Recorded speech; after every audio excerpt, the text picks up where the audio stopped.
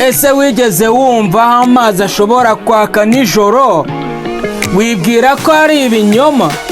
Ariko aha niho ubuzima bwa naca butangaje buriho.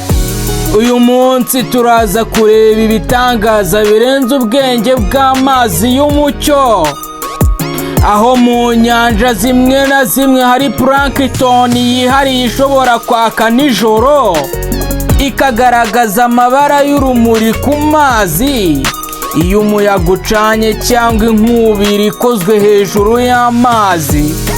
Amazi yose araka nk'inyenyeri zo mu kirere. Abantu benshi basanga ibi ngibi ari ibintu by'ibitangaza, ariko rimwe na rimwe biteye n'ubwoba. Ariko ni naca idushimisha kandi twigisha uburyo ubuzima bwuzuye innovation n'ibitangaza. Nta muntu wabitekerezaga, ariko ibi binyabuzima bifite akamaro gakomeye.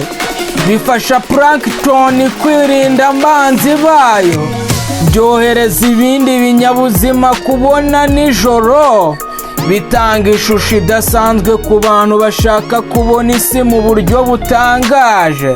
Ukureba aya mazi uba ubonye urukundo rw'isi n'ubuhanga bwa naca. Ntibitangaje ko abantu benshi bajya ku mucanga kugira ngo barebe ibi bitangaza.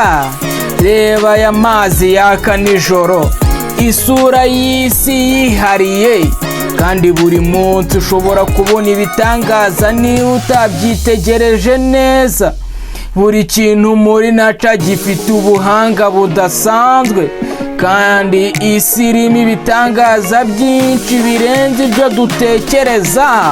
Ese wowe niko ubibona? Ni kuri VTV ushobora gusanga hari ibitangaza biri aho ngaho, ariko ukaba utabizi. Rero ngwino tumenye ukuri kw'iyi si.